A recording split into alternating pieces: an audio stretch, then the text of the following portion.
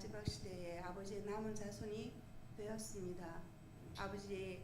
저희가 아버지의 남은 자손답게 우리의 삶을 살게 하시고 정말 다니엘의 세 친구처럼 아무도 아버지를 모르고 세상에 설한다 할지라도 저희는 아버지를 우리의 아버지라 얘기할 수 있는 두려움 없이 용감한 주의 남은 자손 되게 도와주시옵소서. 오늘 목사님을 통하여 저희가 남은 자손에 대한 공부를 정말 열심히 해서 마지막 시대에 사단이 우리를 공격할 때 우리가 가라사대 우리는 아버지의 자손임을 선포할 수 있는 주의 귀한 자녀들 되게 도와주시옵기를 사랑하는 예수님의 이름으로 기도드립니다. 아멘.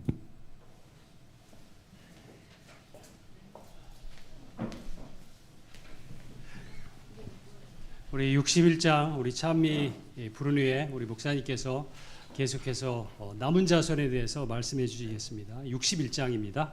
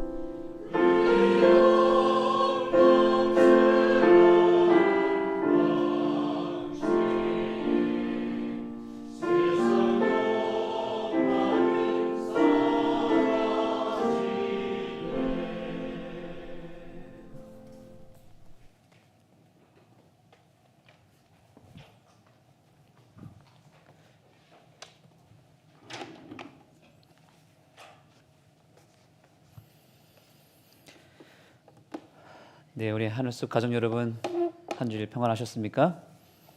네, 오늘 우리 사경의 교재 여기 남은 무리가 있다 두 번째 시간을 갖도록 하겠습니다. 여러분의 페이지 64페이지를 열어주시면 되겠습니다. 오늘의 제목은 남은 무리 가운데 남은 무리입니다.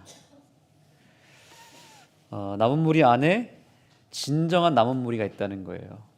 그래서 이 교회 안에도 우리가 간판은 남은 교회라고 간판을 걸어놨습니다. 그렇기 때문에 일단은 우리가 문의는 남은 무리가 되었죠.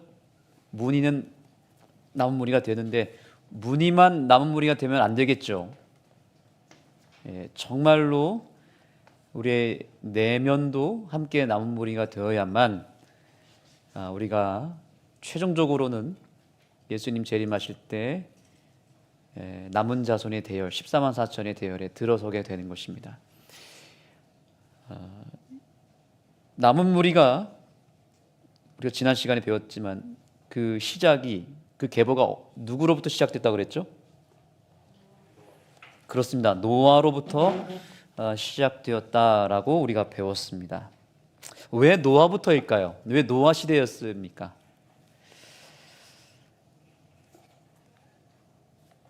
이 노아 시대의 상태가 어땠을까요?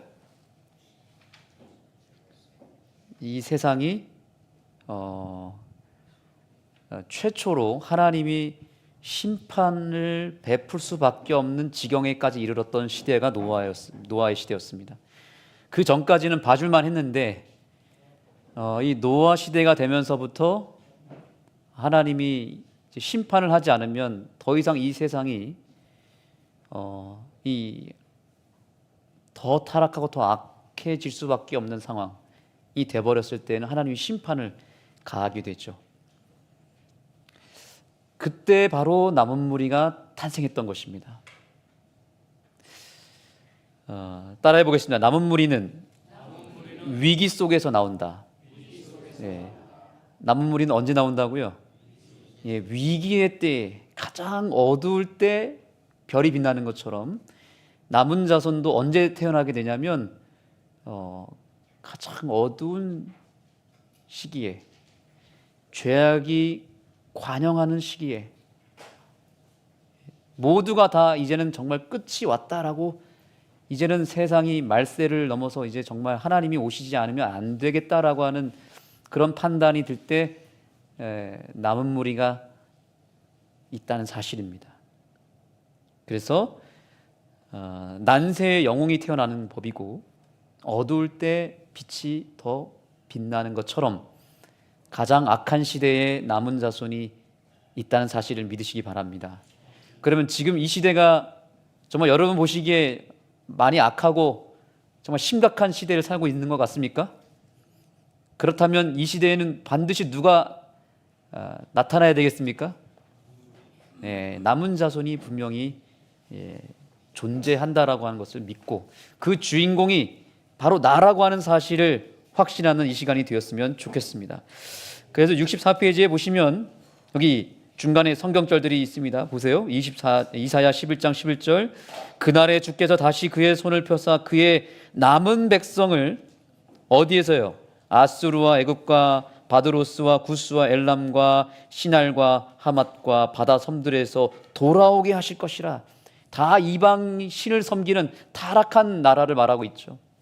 타락한 곳에서 그야말로 쓰레기 더미 속에서 무엇을 끄집어내는 것입니까? 보물을 끄집어내는 하나님의 역사를 보게 되는 것입니다. 정말 이 세상이 정말 바벨론처럼 돼버렸고 애굽처럼 타락할 대로 타락하고 썩을 대로 썩은 그런 시대이고 심지어 이제는 사람들이 교회도 뭐 했다고 말하고 있어요? 썩었다. 심지어 어디까지도 말하고 있습니다. 재림교회도 이제 뭐라고 얘기를 하냐면 사람들이 재림교회도 희망이 없다라고 막 말을 합니다. 비관적인 분들은 이제 재림교회도 끝났어 이렇게 한편으로 이야기하지만 우리가 그러면 그럴수록 뭘 생각해야 됩니까? 내가 이제 남은 자손으로서 똑바로 서야겠구나. 분명히 남은 자손을 이 교회에 두셨다고 하는 사실을 확신하셔야 됩니다. 그래서 하나님은 항상 그 최악의 시대에 최악으로 치달을수록 신앙의 영웅들을 끌어낸다는 것입니다. 그게 바로 남은 자손입니다. 자, 그래서 65페이지 세 번째 단락을 보겠습니다.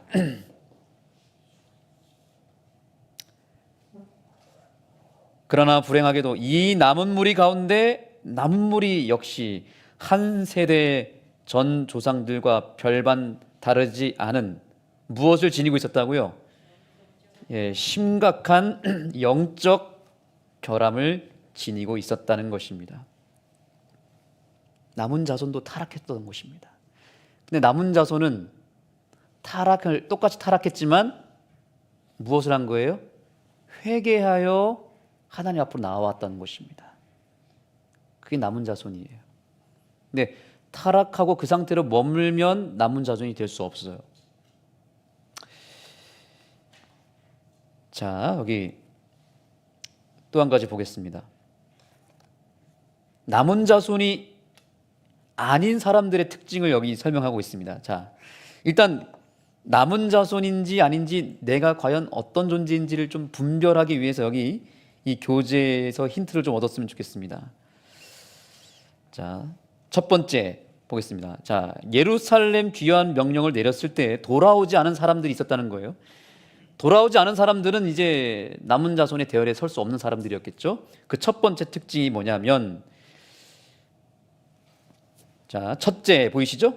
첫째라고 하는 그 부분에서 아래 부분에 보시면 이렇게 되어 있습니다. 하지만 바벨론에 안주한 많은 유대인들이 무엇하지 않았다고요? 돌아가지 않았다는 거죠. 세상에 안주하고 머물러 있었던 거예요. 돌아갈 상황이 됐을 때에는 돌아가야 됐는데 그들이 세상에 너무 젖어 있었던 거죠.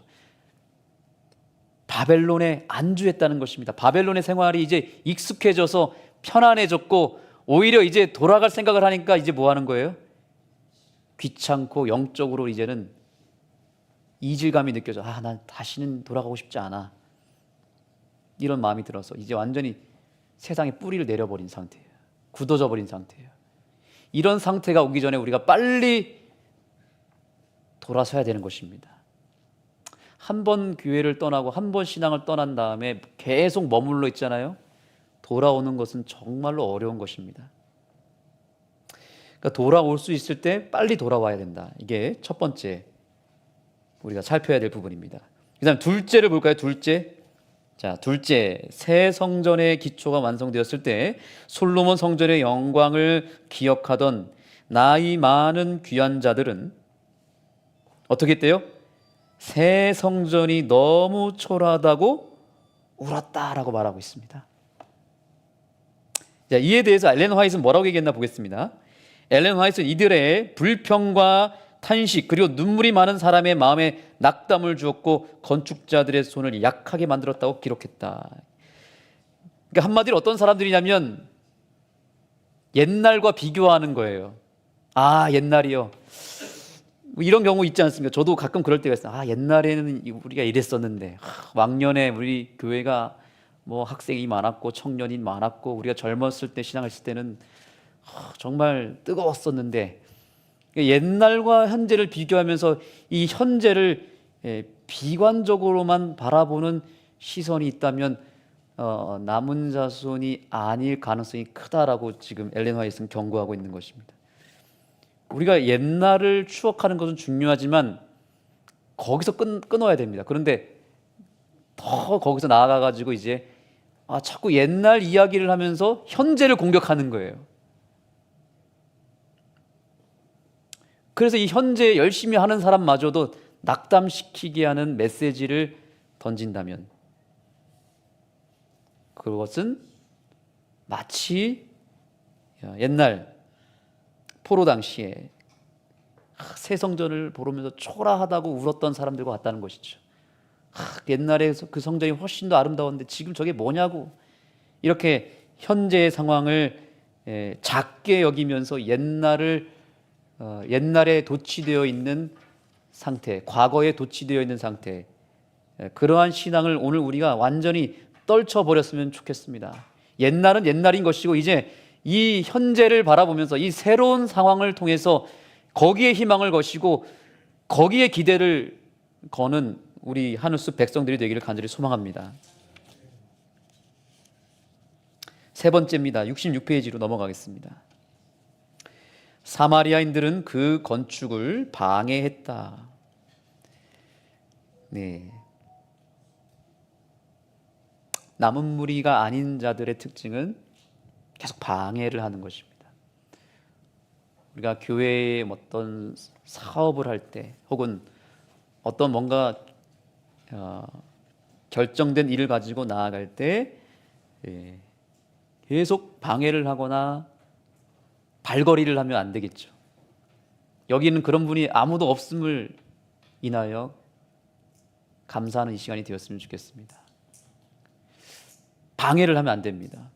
하나님의 뜻으로 딱 정해지면 우리가 같이 힘을 모아야 되는 것입니다.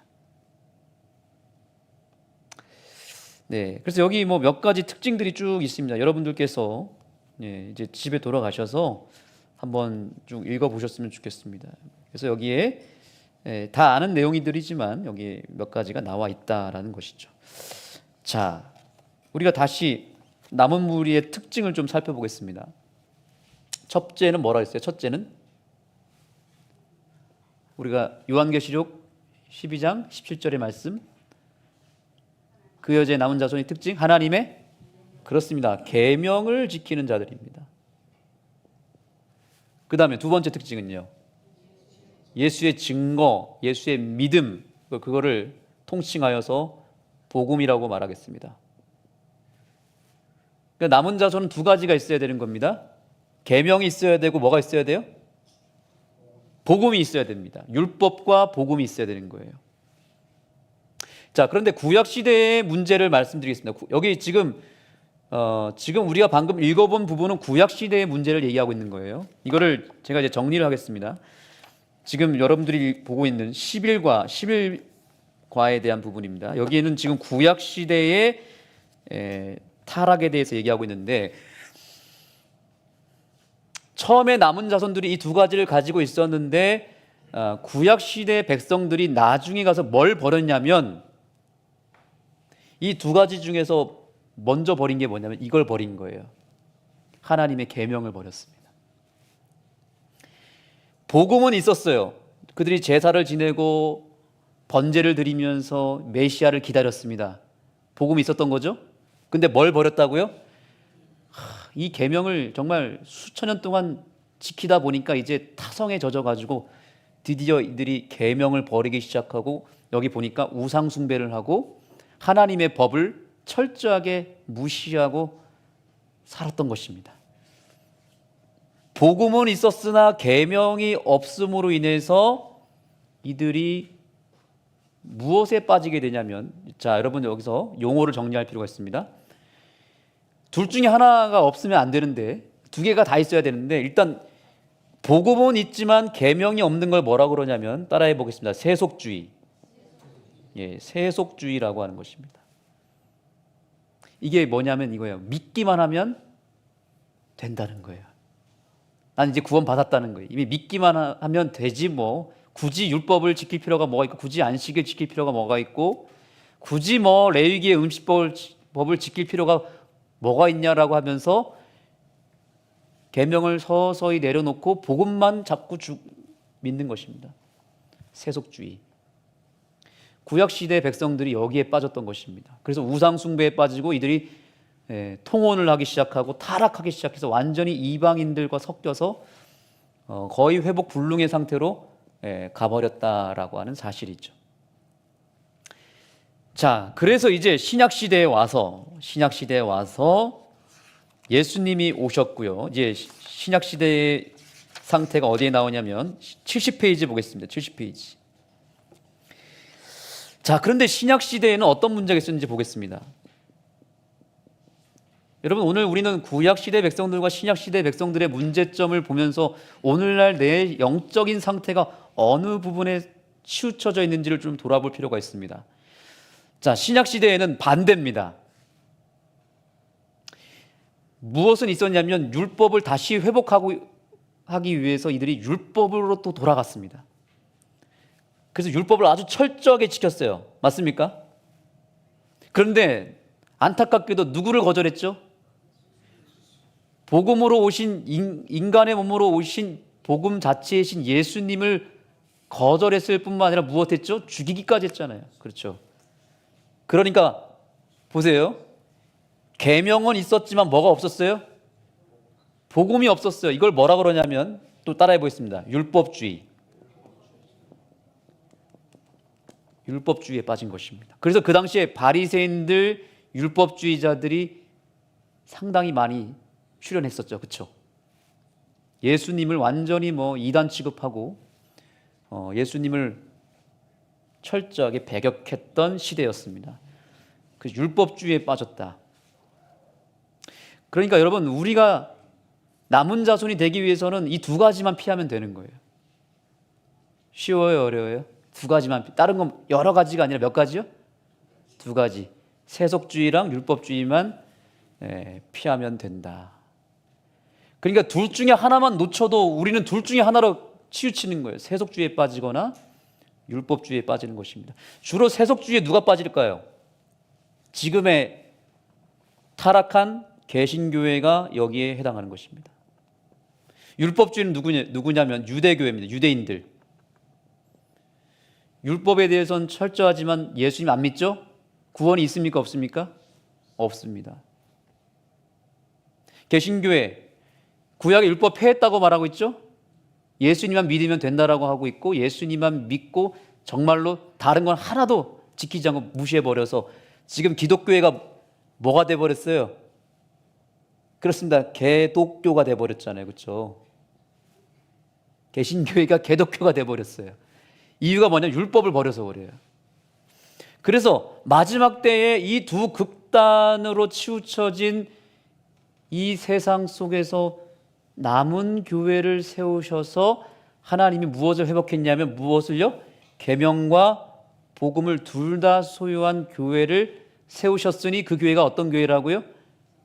제7일 안식일 예수 재림교회다라고 하는 사실입니다. 이 사실을 믿으십니까?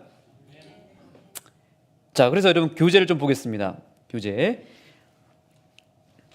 70페이지 중간 위에서 첫 번째 단락 중간입니다. 율법주의에 사로잡힌 언약 백성은 예수님께서 그들의 선입견에 부합하는 전통과 규례를 따르지 않고 그들이 설정한 의와 생활 방식의 기준을 무시한다는 이유로 그분을 거절했다. 그러니까 율법주의인지 아닌지를 우리가 여기서 생각해야 됩니다. 자꾸 교회의 전통, 교회에서 새로운 나름대로의 기준을 가지고 판단하고 그걸 가지고 공격하기 시작하면 율법주의에 벌써 빠진 거예요. 옛날에 엘렌 화이트 시절에 여러분 이 문제 시험을 당했다고 합니다. 그래서 예를 들면 이런 겁니다. 안식일을 범하는 게 뭘까? 이런 기준이 다 달랐어요. 그래서 안식일에 이제 어린 아이 자녀들과 이 부모들이 안식일 오후에 물놀이를 갔다고 합니다. 물놀이 가면 돼요, 안 돼요? 안식일에 어떻습니까? 가도 되고 안 가도 되고. 그래서 그 당시에도 그런 고민을 하다가 뭐라 그랬냐면 무릎 아래로 물이 닿으면 안 범한 거예요. 무릎 위로 물이 닿으면 범한 거라고 딱 정해놓고 갔다고 하더라고요. 그래서 물놀이를 갔는데 거기에 이제 해프닝이 벌어진 건 뭐냐면 어떤 아이가 물놀이를 하다 그만 넘어져서 물에 빠져버린 거예요. 안식을 범한 거죠. 큰 시험에 빠졌다고 하더라고요. 또 이런 것도 있습니다. 어떤 교회는 혹시 여기서 또 제가 이 말하는 발언에 의해서 또 상처받는 분이 없기를 소망합니다. 그냥 예를 드리는 거예요. 예를 드리는 겁니다. 어떤 교회는 안식일에 요리를 하는 것을 범한다라고 생각하는 교회가 있어요. 근데 또 어떤 교회는 요리까지는 괜찮은데 설거지는 하면 안 된다. 그래서 제가 실제로 다녔던 교회는 미리 밥을 다 안 쳐서 금요일에 안 칩니다. 국도 미리 끓여와서 딱 그 보온 거기에다가 이렇게 해놓고요. 반찬은 다 싸웁니다. 안식 요리하지 않습니다. 그리고 설거지는 기계가 하는 거죠. 이걸 하면 안 되는 거예요. 예, 버튼만 눌러야 됩니다. 예. 근데 이제 어떤 한 교회는 이걸 철저하게 하는, 이게 예언의 신에 어디 나왔대요. 저는 아직 발견 못했는데 안식일에 설거지를 하면 안 된다는 예언의 신 구절이 있다는 거예요. 그래서 어떤 교회가 구도자가 왔는데 예배 잘 드리고 이제 밥을 맛있게 먹으니까 너무 감사하잖아요. 그래가지고 이제 내가 감사하니까 봉사라도 해야지 해가지고 설거지를 했는데 그만 그 설거지를 하면 안 된다라는 확고한 신념을 가진 한 집사님이 딱 걸려버린 거예요. 그래가지고 그 자리에서 혼난 거예요. 안식일에 이런 거 하면 안 된다고. 어떻게 됐을 것 같으세요? 그 구도자는 그 다음부터 안 나오기 시작했고 시간이 지나서 그 교회에 한두 명씩 빠져나가서 지금은 그분들 빼고는 다 나가 버렸다는 거죠. 어떤 교회는 또 이런 것도 있어요. 안식일에 전도하는 건 죄가 아니죠. 그렇죠? 그런데 전도지를 접는 것은 또 죄가 된다는 거예요. 그래서 이제 안식일 오후에 전도지 분급을 하고 갑시다 해서 전도지를 가지고 와가지고 전도지를 접는데 이게 또 죄가 된다는 거죠. 여러분 맞습니까? 틀립니까? 뭐가 다르다는 거죠? 자, 여기 나왔잖아요. 예수님마저도 뭐가 다르니까 기준이 달라서 정죄를 당하고 예수님도 거절했다라고 분명히 말하고 있어요. 지금 우리 재림교회가 정말 심각한 상황에 있는 게 뭐냐면 이 기준을 세웠다는 게 문제입니다. 기준이 다 다르잖아요. 여러분 저도 제 나름대로 신앙의 기준이 있어요. 제가 이거 내세우기 시작하면요 어떻게 될 것 같으세요? 제 기준에 맞지 않는 분들은 다 죄인 될 수 있습니다. 그걸 제가 계속 그걸 가지고 때리면 어떻게 될까요? 다 떠나겠죠? 아니면 제가 쫓겨나든지 하겠죠. 사람마다 다 기준이 다르기 때문에 그렇죠. 그 기준을 자꾸 주장하면 안 된다는 거예요. 근데 신약의 이 교회가 이 기준 때문에 무너졌다는 것입니다. 기준 때문에. 자, 여러분 기준은 뭐가 되어야 될까요? 기준. 자, 71페이지 보겠습니다. 71페이지. 제일 첫 번째 위에 율법은 본래 신앙의 한 부분이어야 했으나 유대인들에게는 율법 그 자체가 뭐가 됐대요? 신앙이 되어버렸다. 그들은 계명을 가졌으나, 여기서부터가 중요합니다. 계명을 주신 분을 알지 못했고, 하나님의 사랑에 대해서 들었으나 그 사랑이 육신이 되어 오셨을 때는 알아보지 못했다. 구원에 대해 배웠으나 누구를 알지 못했다고요? 구원자를 알지 못했고, 진리를 지킨다는 명분으로 진리인 예수님이 그들 가운데 살아 역사하실 때조차 그분을 받아들이지 않았다. 그다음 밑에 보세요. 유대 종교 지도자들에게 사랑, 용서, 관용보다 율법 규칙 뭐가 더 중요했대요? 기준이 더 중요했다는 거예요. 그들은 역사적 유대교를 보존한다는 명분 아래 예수님의 가르침이 자신들이 정의한 거룩함에 뭐가 다르다는 이유로요? 기준과 다르다는 이유로 그분을 거절했다.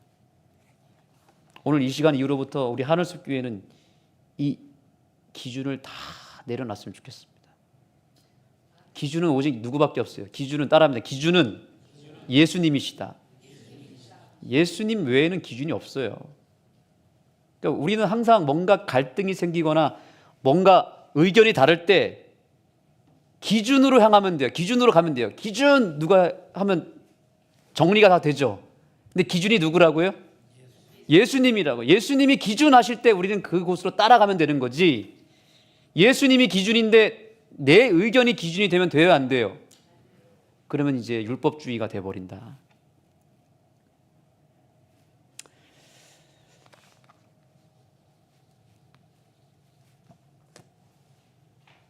자, 여러분, 오늘 이 부분을 우리가 명확하게 할 필요가 있습니다. 계명과 복음. 자, 이 계명을 잘 지키기 위해서 사람들은 예배라고 하는 걸 또 드립니다. 복음을 증거하기 위해서 또 뭘 하냐면 우리는 뭐 하죠? 선교를 합니다. 예배. 그 다음에 뭐야? 복음을 전하기 위해서 뭐 한다고요? 선교. 그런데 여러분, 안타까운 사실은 오늘날 교회가 또 이 두 가지로 갈라지고 있다는 거 아십니까? 자, 어떤 사람들은 여기에 치우쳐져 있어요. 계명이 중요하고 그다음에 뭐가 중요하다? 예배가 중요하다 이거예요. 교회는 예배 드리는 장소지 예배가 아닌 다른 것을 하면 안 된다라고 하는 기준을 세워버리면요, 아무것도 할 수가 없습니다. 그러니까 뭐 지금 우리 교회에서 하고 있는 거 뭐예요, 여러분? 뭐 카페, 뭐 목공, 뭐 이제 바자회 이거 하면 돼야 안 돼요, 집사님? 예배만 드릴 거면 거룩한 성전인데 여기서 뭐 다른 거 하면 됩니까, 안 됩니까, 집사님? 그러면 이제 여기 치우친 분들한테는 정죄받는 것입니다. 그런데 또 교회 안에 또 어떤 부류가 있냐면 선교해야 된다 이거예요. 선교 중요합니까? 그러니까 선교를 위해선 우리가 문턱을 낮춰야 되겠죠. 할 수 있는 모든 걸 해야 되겠죠. 교회에서도 필요하면 할 수 있는 모든 걸 해야 됩니까? 해야 되죠. 시도해야 되죠. 많은 걸. 이 두 가지가 부딪히더라고요. 저 실제로 경험했었습니다. 이 노골적으로 다 얘기 드릴 수 없어요.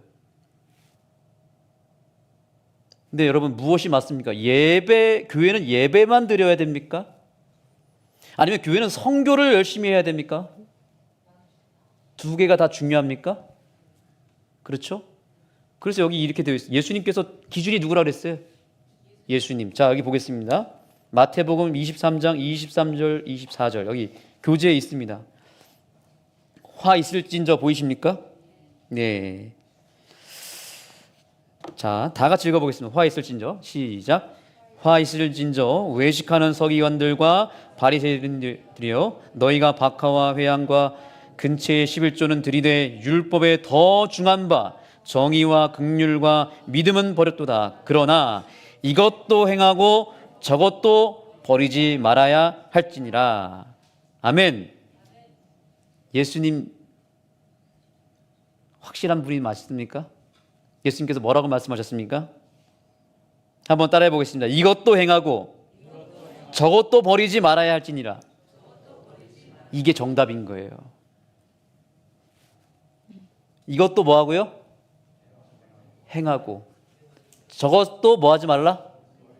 이것만큼 확실한 답이 어디 있습니까? 이것도 틀린 게 아니고 이것도 틀린 게 아니에요. 거룩하게 예배 드려요.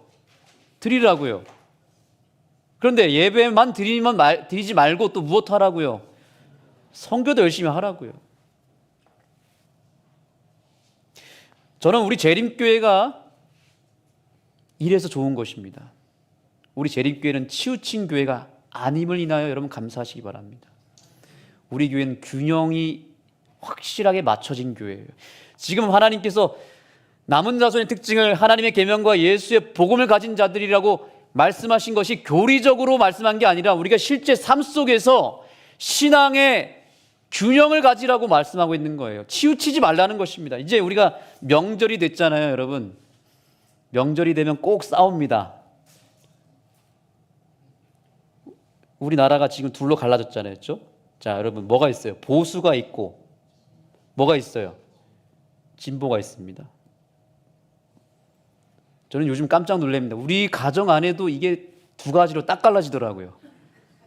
제가 이제 정치에 이제 좀 눈을 뜨기 시작하니까 옛날에는 전혀 몰랐거든요. 그런데 와, 우리 가정 안에도 이쪽이 있고요. 이쪽 중에도 아주 극우가 있더라고요. 극우가 있어요. 그 다음에 이쪽도 뭐예요? 극좌파가 있더라고요. 와, 깜짝 놀랐습니다. 여러분이 볼 때 저는 어느 파인 것 같습니까? 제가 오늘 얘기하면 아마 반은 이제 저한테 실망할 거예요. 반은 저를 좋아할 거고요. 제가 얘기 안 할 겁니다.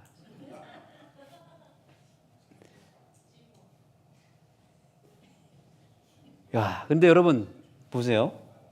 정말 우리나라 사람, 이 정치하는 분들이 얼마나 바보 같은지 자기들만 맞대요. 이 사람들은 여기 있는 사람들 빼고 여기 다 틀린 거예요. 맞습니까? 다 여기는 뭐 썩었고 여긴 다 틀렸다. 여기 있는 사람은 뭐라고 합니까? 여기 다 틀렸다는 거예요. 여기 잘한 것도 틀렸대요. 그렇죠? 맞습니까? 틀립니까? 지금 우리나라가 이렇게 싸우고 있다니까요. 근데 교회도 마찬가지입니까? 교회도 똑같더라고요. 이게 뭐 정치적 색깔을 떠나서도 신앙에도 보수가 있고 뭐가 있어요? 진보가 있잖아요. 그러니까 이제 여기 있는 사람들은 여기 다 틀렸다는 거예요. 저 방식이 틀렸다는 거예요. 저 장로님 타락했다는 거예요. 저 장로님, 여기 있는 사람도 여기 공격하죠. 저 장로님 너무 꽉 막혔어. 고지식해. 어우 답답해. 율법주의야. 근데 예수님 뭐라고 말씀하시고 있어요? 그렇죠. 이것도 맞고, 그렇죠. 이런 자도 있고 저런 자도 있는데 틀린 게 아니라 이것도 맞고 이것도 뭐하다? 맞다는 거죠. 그러니까 여러분들이 이제 명절에 이제 혹시 정치 얘기가 나오면 싸우지 마세요. 그냥 인정해 주세요. 그럴 수도 있고 또 내 반대 진영에 있는 쪽에 있는 사람들이 잘하는 걸 좀 얘기해 주세요, 여러분. 그냥 잘하는 것 같다. 네. 네.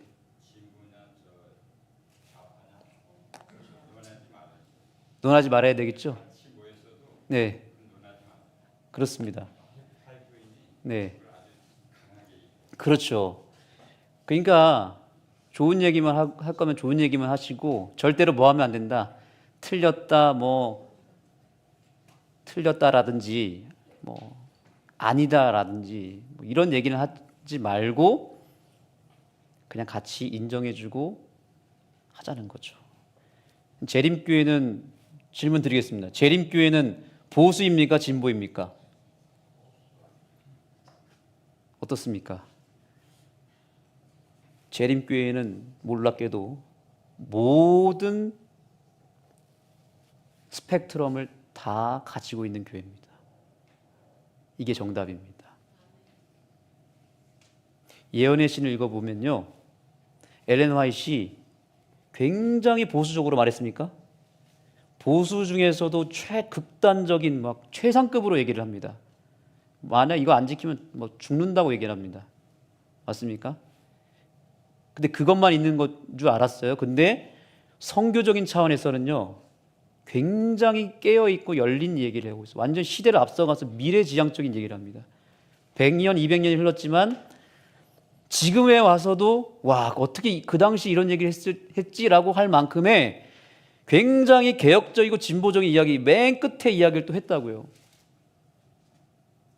이 얘기는 뭘 의미하냐면 재림교회는 스펙트럼이 굉장히 넓은 교회여서 모든 것을 다 품을 수 있는 교회란 뜻이에요. 이게 진리고요. 이게 남은 자손의 특징입니다. 그래서 이 믿음의 구원론도 마찬가지입니다. 구원론도 완전주의가 있습니다. 맞습니까? 완전주의, 여기 맨 끝에 완전주의가 있고 여기 맨 끝에 뭐가 있냐면 복음주의가 있습니다. 복음주의가 뭐냐면 예수님만 믿으면 된다는 극단적인 신앙의 기조고요. 여기 완전주의는 뭐예요? 완벽해야 된다는 것, 죄를 짓지 말아야 된다는 거예요. 뭐 생애의 빛이나 뭐 등등. 근데 미국은요, 다 인정해 줍니다. 내가 어디에 위치해 있든지 간에 모든 것을 인정해 주고 서로 토론하는 문화예요. 근데 우리 한국 재림교회는 어떻습니까? 기준이 딱 내 기준이 아니면 나머지는 다 이단이에요. 우리 앞으로 이런 거 하지 말자는 얘기를 하는 겁니다. 하늘숲 교회가 앞으로 정말 부흥하는 교회가 되려면요, 모든 기준을 다 깨버리고 다 품을 수 있어야 됩니다. 근데 기준 딱 한 가지예요. 예수님이에요. 근데 예수님이 없는 건 이단이 맞습니까? 그것 빼고는 다 받아야 됩니다. 죄 짓는 것 빼고 다 받아야 되고요. 예. 네.